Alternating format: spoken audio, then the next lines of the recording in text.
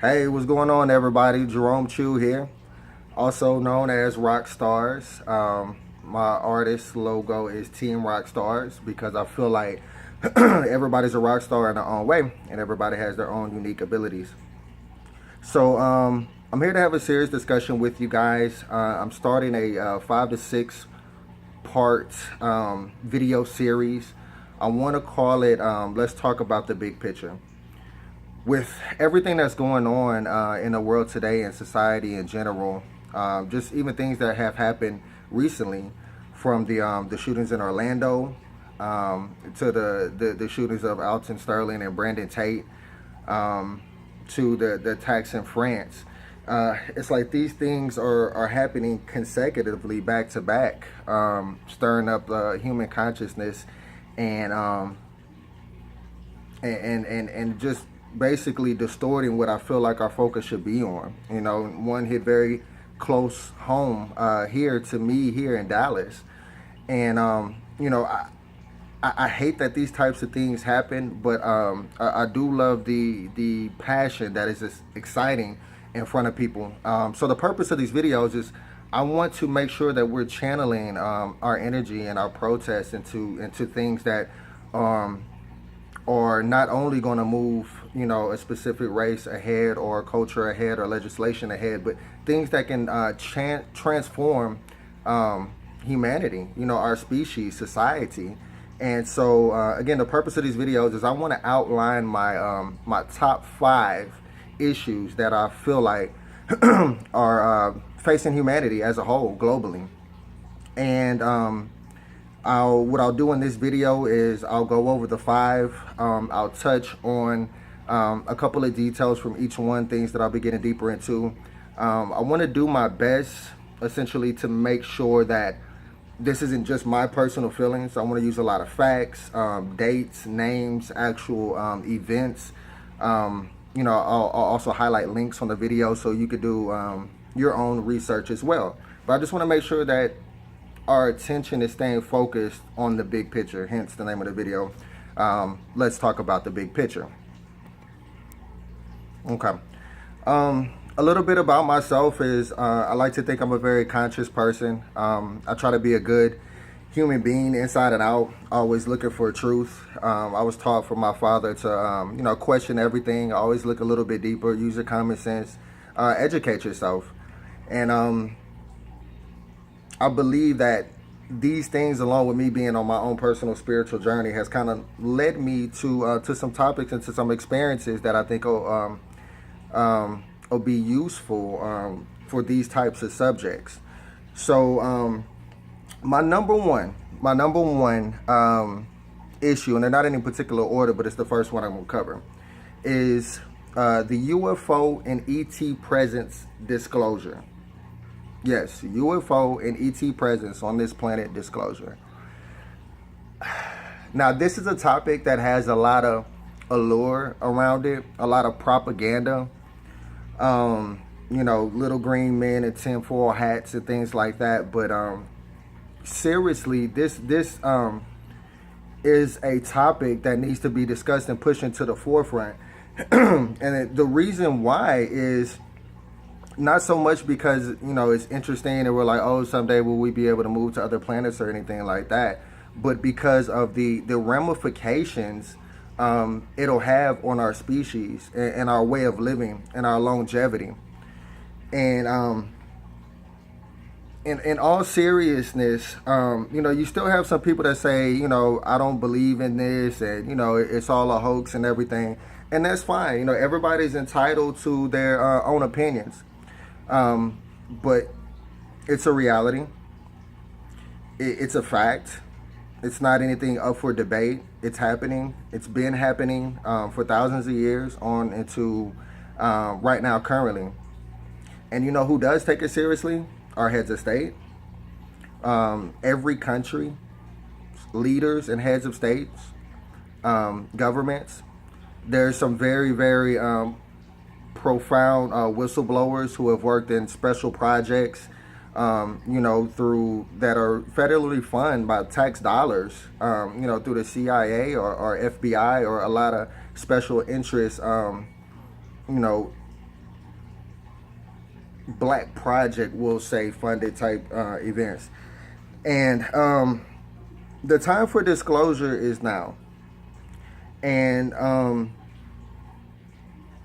as far as, well, I want to look at it like this. Let's imagine the president addressed the nation tomorrow and said, the extraterrestrial presence on this planet is real. We've been monitoring it. We've had contact, and there's a lot of information involving this subject that we're about to disclose to the public. Imagine Obama comes out tomorrow and says something like that. Now, there's two things that essentially is going on here. The ramifications it will have psychologically, and the ramifications it will have economically, and the way global viewpoints will change once this information is brought forward. There's some very, very profound, I should say, people that are leading movements to disclose this information. One of the heads is Dr. Stephen Greer, very, very, very intelligent man.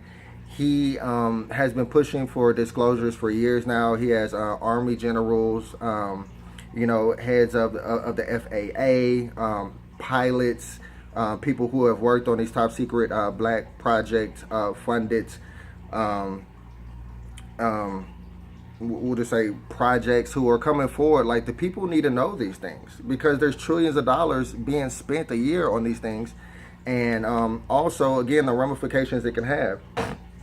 Now, number one, and it's going to lead me into my second topic, but the very first thing I feel like that matters when talking about this subject is the technology behind it. Simple as that. The technology behind this anomaly. Meaning that the closest star to us is what, 7-8 light years? So in order to commute from our closest star here to this planet, the level of technology that you have to have is well beyond what we have. We're talking about interdimensional bending space-time using magnetic fields, Einstein's spooky theory, from going in one point in time to another through, basically bending space-time. The reason why this is so important is because we're still using internal combustion engines. Literally. I mean, since when? Since the 1800s, 1900s. There's no need for oil, for gasoline, for any of these fossil fuels, coal. We can literally move away from being dependent on that type of energy into a clean energy society, and it's free and unlimited. It comes from subspace itself. I mean, you don't need an energy source to power an atom that everything is built out of. And so this is the type of technology that we're dealing with. So imagine globally, if you didn't have to use gas, oil, you didn't have to pay a light bill, your cell phone didn't need a battery, your car didn't need a battery, those types of things. So just from the ramifications of how it impacts energy alone, is profound, simply profound. And you can understand the secrecy that surrounds this, and the disinformation and propaganda that's been placed around this. Why? Because energy itself, the energy companies itself, and the economics surrounding energy itself is several hundred trillions of dollars. That's how much it's worth. So that'll be stepping on some seriously big toes once this information is disclosed. But it's needed now. There's people starving now and trying to live now, and people in turmoil now because of what's being done to this planet and in turn being done to society. But let me stay on track. Also, a very important part of it as well is the impact it's going to have on people's personal beliefs and religions. And the biggest debate that I hear about, why these things should be kept secret, one is because they feel like the economy will crash and people will just go crazy because, they won't know what to do. But this isn't the 1950s anymore. I think most people, I forgot the last survey that I saw, but it said something like 86-87% of people already know that this stuff is true and believe it. And it doesn't impact you. It shouldn't impact, I feel like, your personal belief or religious system. One is because the universe is a very big place. It's 100 billion stars in the Milky Way galaxy alone, and there's over 100 billion galaxies in the observable universe that we know of. And so if you feel like God created all that, he manifests itself in several different ways through consciousness. I feel like the universe is conscious, and that spirit is what we call source energy, or quote unquote God, or however you choose to believe. But nevertheless, you have to deal with that on your own. The psychological term for it is cognitive dissonance. What cognitive dissonance is when a person's mind is set on one thing or another. Like they feel like there's no such thing as a pink cup. It doesn't exist. It's crazy. There's no such thing as a pink cup. It just doesn't exist. And cognitive dissonance occurs when someone does this. They show you a pink cup in reality. You can feel it, see it, taste it, touch it. It's real. And so people respond to this in several different ways. And it's just something that we're going to have to work through globally as a society and deal with it, because it's needed, and this is something that's needed. The other part is once the disclosure takes place, and again on my next video, and we're still on the first topic, mind you, UFO and ET presence disclosure on this planet. But I'm gonna go a lot more into, like I said, detailed names, events, dating all the way back from ancient times all the way now to present times, with some hard facts to kind of basically prove this is real.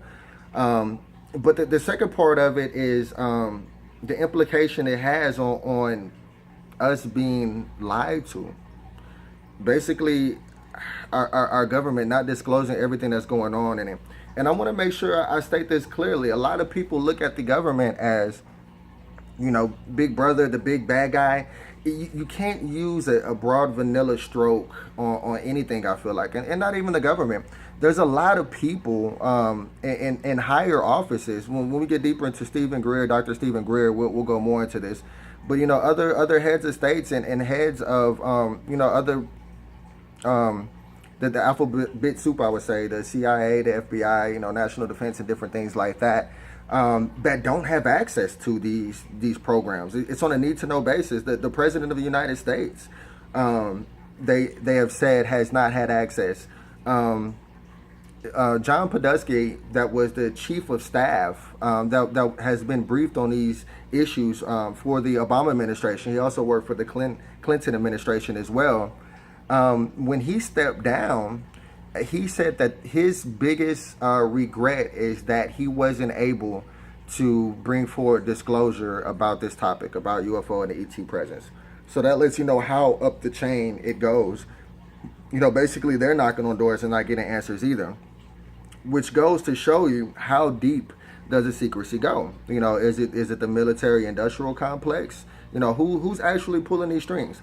And so again, I don't want to go too deep into it, but this is a subject that I will cover in depth, because I feel like once this is brought to the forefront and once this disclosure comes front, there is a positive change that this information will bring about globally, as far as making us feel together, making us feel like, we are one species, and, it's us representing this planet and giving us a purpose for the future, and seeing the things that we can accomplish, and things like unlimited clean energy, clean water, you don't have to worry about world hunger, the types of things, again, that this subject will bring forth. But enough about that. It's one of my most interesting topics, so I ran on a little bit longer about that. But on to my next topic. My next topic pretty much piggybacks on the information that we're going to get from the first topic. And the next topic is new energy technology. New energy technology. And I went over in the first segment kind of why this is so important. But a couple more details that I'm gonna talk about specifically with this topic itself is that, this is nothing new. This is nothing new. This is something that the ancients were able to harness and use. And again, the only new technology we're getting is, a new iPhone every year, a new Android phone every year. But other than that, we pretty much been kicking around the same technology since forever, forever.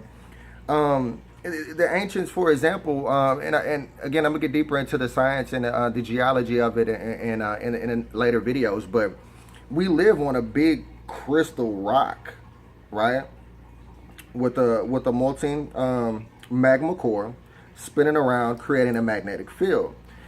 And if you create a miniature replica of this, superheated in the middle, spinning around and create the magnetic field, you'll notice that there's power points all over the planet, kind of like the points of a soccer ball. When you look at the pattern that's on a soccer ball, sacred geometry, things like that. And anyhow, this energy can be harnessed by placing a pyramid on top of it. They built pyramids on every continent, from China to, of course, Egypt, South America, North America. Every PowerPoint that you find over this globe has some sort of ancient megalithic structure built on it. That's why we still have these theories about how the pyramids were built using chisels and copper stones and things like that, or stones and copper chisels. That doesn't even make sense. No, the bricks are 70 tons themselves. You know how many cranes we would need to remove something like that today? And so harnessing this energy, first of all, is free, it's clean, and plus you can offset the effects of gravity. So you can literally levitate materials through using natural forces, natural energy. So imagine how that can be used to transform the planet. We'll fast forward, even if you just look into the works of Nikola Tesla. Nikola Tesla is one of my favorite geniuses. You gotta research Nikola Tesla. A lot of people give credit to Thomas Edison for the invention of the light bulb, but it was Nikola Tesla, and they were rivals, and rotating current and things that he did. He had an electric car in the 1900s, that was doing over 80 miles an hour. He created the Earth battery, where he can transfer electricity linearly all over the globe. He was funded by J.P. Morgan. J.P. Morgan, once he realized what he was onto and what he was doing, he was like, wait, I'm not going to be able to make any money if you send electricity all over the planet for free. I got a monopoly on the iron for the railroads and the copper we're using to move electricity. I just wanted you to invent the radio. And so basically he bankrupted Nikola Tesla. But robotics, lasers, everything, if the world was painted as Nikola Tesla wanted to, and he was in the early 1900s, the early 1900s, a lot like some of the work that Faraday did as well, but we'll get more into that later. But as far as anti-gravity cars and buses, and you being able to just pick up your phone and just beam energy right into it, what that energy does for you and your consciousness just puts you in a state of well-being, less aggressive, less anger, less things like that. How these energies affect your biochemistry, and we'll get more to that in some of my later subjects. But in a nutshell, so new energy technology, and it's a lot more details, and I'm gonna get into that. Number 3 is pharmaceuticals. Okay. Pharmaceuticals and the medical technology, health and medical technology. People should be so fed up when they really dig into this topic. And again, a lot more facts, dates, events, and people that I'm going to have coming forward with this. But 20,000 people a day die of cancer. Chemo is less than 90% effective, but it's used daily. There's cures for cancer that exist. Cures for AIDS that exist. Natural substances that you can use to heal your body without taking a manufactured pill. But we know that there's billions of dollars in the pharmaceutical industry, plain and simple. People are kept sick, they're just treated because, you're paying for a Band-Aid, you're paying for a Band-Aid, you're paying for a Band-Aid. If we stitch up the cut, then you're not going to buy any more Band-Aids. And so, hang on one second. Okay, issues with my video, but basically, and again, more details are coming later. But just things like using, sound resonance. There's a doctor, and we'll go a little deeper into it later. But once you know your body's made up of light, you're just made up of energy in general. Everything around you is made up of energy. There was a raspberry plant that had a cancerous tumor on it. And what they did is they took a raspberry plant that was healthy, using a special type of light, shine the beam through the healthy raspberry plant onto the cancerous raspberry plant, basically rewrote the DNA with the correct DNA structure that it should be. And you know what happened to the cancerous tumor that was on the raspberry plant? It healed itself. Your DNA is a code that's basically written in light that can be self-corrected. And anytime someone comes forward with these other types of cures and medical technology, you know what happens? They're ostracized. They're looked at as like witchcraft, or they'll buy out the patent for it and lock it in a vault. Why? Because you cannot make money off of stuff that's actually healing people. It's disgusting. It has to change. But more on that coming later. My fourth subject, and I'll go less in detail on each of these because I want to keep my videos under 30 minutes, but is the banking system, the Federal Reserve, and Wall Street. If it was a president, and I'll look it up to give you the name, but it said it was something similar, like if people truly understood their banking system and monetary system, I believe there will be a revolution before morning. And I want to say it's Roosevelt, but we'll go deeper into that. But anyhow, basically what it's saying is that people have no idea how their banking system is set up. As far as it's ran by the Federal Reserve, for one, which is a privately owned company, right? It's not federal at all. It's not part of any government. Matter of fact, no government can govern them. No government can tell them what to do. They can print money whenever they want to. They can increase interest rates whenever they want to. And no one can tell them anything. And this is the simple fact, and it's profound when you think about it. The bank legally is allowed to loan out money that they do not have. Meaning if there was a bank and it only had $10, it can loan out an additional $90 and not only loan you that money, but charge you interest on that money. So not only does that money not exist, but you're being charged interest on money that doesn't exist, which means you will forever be in debt. The debt cannot be repaid because it's imaginary money. And an economy set up like this is not self-sustainable. These types of things have to be addressed and look at who. We'll go a lot deeper into that. I'm not going to get too deep into that right now, but we'll keep it at that. That's number 4. And number 5 is one that's really, really, really, that I'm really, really passionate about. And it's our education systems and all curriculum. And what I mean by that is that the school systems, and I feel like there's a lot of good things, and I don't want to sound like I'm negative and all that, because there's a lot of positive things about everything that I'm talking about, and there's a lot of good people in these industries, that deserve credit for trying to do the right thing. But we have to look at the facts. We got to keep it 100. We got to look at what we're really dealing with, and so basically, that's how I see it. You go to school and you're groomed to be more left brain thinking. They judge your IQ on how good your memory is. That means that I'm going to tell you this is how things are. Read these books. Memorize this information. And if you can regurgitate this information, you have a high IQ. You'll get good grades. You'll go to a good college. You'll get a good job. White picket fence. Wife, kids, little puppy, everything. Everything's great. But that's not intelligence. That is memorization.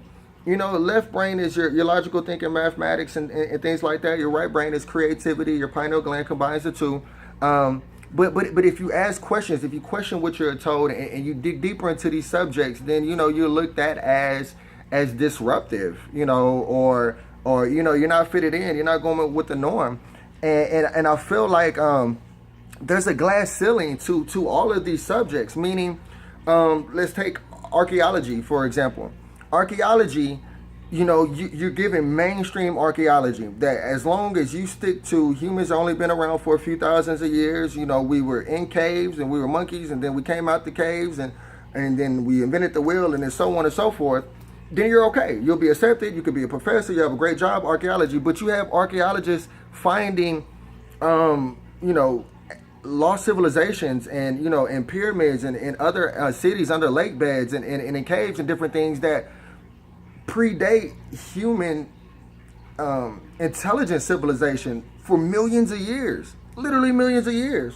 But the history books have not been rewritten. You know, again with the medical field, you know, we are not exploring these other natural techniques that can be used to cure people. When you look into the energy field and engineering, you know, as long as you don't rock the boat too much, as long as you don't explore into something that's self-sustainable and taps into 0 point energy that's unlimited and renewable, you're okay. You know, you're good. And one that really gets under my skin is journalism. Journalism. And I'm not going to go too deep into it right now because, again, that'll come in later segments. But why can't I cut on my cable news, my regular news, and get actual news?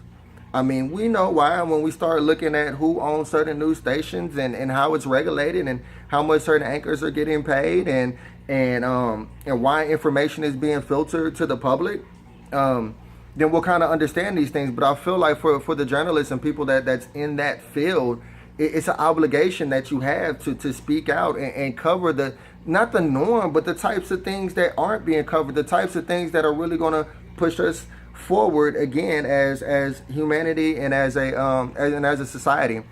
And again, that's my number 5. So the name of this segment again is going to be, you know, let's talk about the big picture, you know, brought to you by me, Team Rockstars. And I want to open the floor for these conversations. If you have, you know, other facts to bring to the table, I want to try to keep it positive. If you disagree with me in some areas, that's fine. As long as you're mature about it and you present it in a way where it can be discussed reasonably and you have facts to back your information. You know, this is about us coming together collectively, because at the end of the day, the way things are right now cannot last. These things cannot continue to happen. And we're looking at right now, you know, the next 5 years, 10 years, but you got to think about it. We might be cool, but our kids and our kids' if we don't start reversing some of the things that have been done, all the way from, you know, like an economic point to our social status, to our technology, there's not going to be much left on this planet for them to survive with. You know, the irreversible damage that's being done. And so I feel like, you know, this isn't, you know, futuristic talk or sci-fi talk. I feel like these are very serious subjects that aren't getting enough attention, that's been swept under the rug for far too long. And I feel like they need a lot more attention. And if we start standing up and protesting about these things that are impacting us as a collective, I know that we have the power to change things. There's 7.5 billion people on the planet. And you mean to tell me, you know, us collectively uniting to bring about change. And these are just 5 subjects. But with these 5 subjects, we can completely transform our way of living, our way of thoughts, and, you know, the way we coexist in an incredible and unbelievable way for the better. And so, again, thank you guys for listening. I'm going to continue to make music. You can check me out, of course, Jerome Chu on YouTube, Jerome Chu on SoundCloud. I try to always have a conscious message for you guys. But again, I wanted to kick it with you and vibe with you on a serious note and set a platform for an intelligent dialect to be taken with these topics. And so I'll begin with number 1 on the next video, and we'll work through 2, 3, 4, 5, and so on and so forth. And again, thank you guys for listening.